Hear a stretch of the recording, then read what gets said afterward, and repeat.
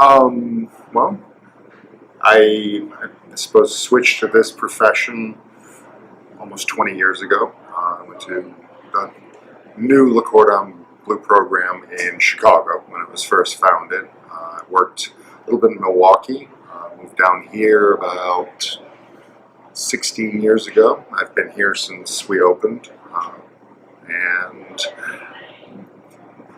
initially started with a very strong focus on sort of a lot of heritage meats, things like that, that are kind of becoming to the forefront now. So I'd say mostly ingredient-driven food, and just that I've been doing kind of more Asian food over the years.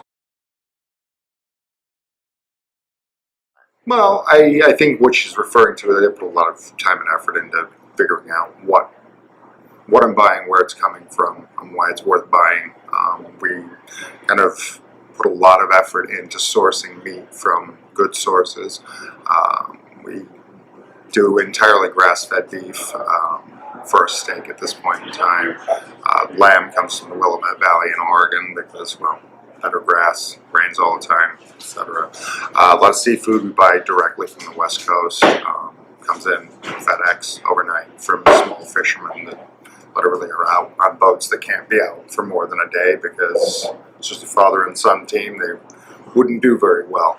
And they sell through small companies that essentially I've dealt with for years that started out as mushroom foragers that now sell meat, and I buy lamb from the same people that buy halibut from the same people that sell mushrooms. So it's just sort of grown over the past, well, 15 or so years. These people have their hands in kind of everything, and I've been lucky enough to work with a lot of them for years, so I get good sources for good quality products.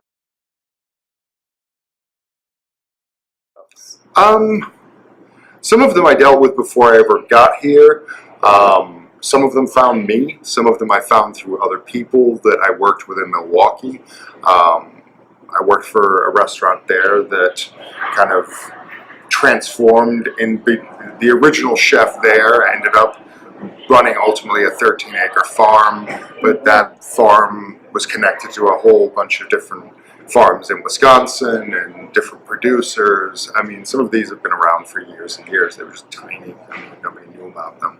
But honestly, Federal Express has kind of allowed them to expand all over the country because you can send almost everything overnight in refrigerated boxes, and you can get almost anything if you look for it. So. Awesome. I just think that as much creativity as you can have with cooking, more often than not, if you start out with something that's not very good, you're not going to make it very good. You may cover up the fact that it's poor, but you're not going to make it any better than it is. So, I guess that's just the way I prefer to eat. So, I guess maybe simple way of looking at it, but yeah.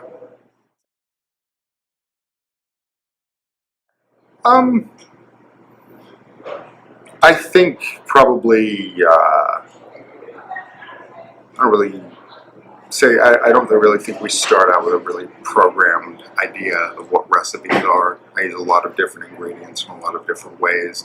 I use ingredients that you would associate with Chinese cuisine in dishes that aren't Chinese. I mean, I don't think of ethnic boundaries as anything. Something tastes like what it tastes like. So it doesn't have to be specific to a culture. That being said, I'm not trying to force anything to be a fusion of anything. It's just a matter of what tastes good together.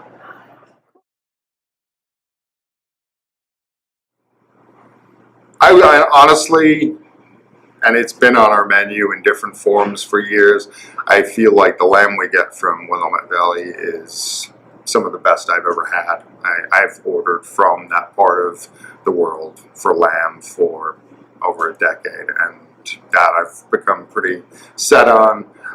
We use beef from North Carolina right now that I think is some of the cleanest grass-fed beef I've tasted in a while. Then some of the standard things we always rotate through here are always, I think, good. So.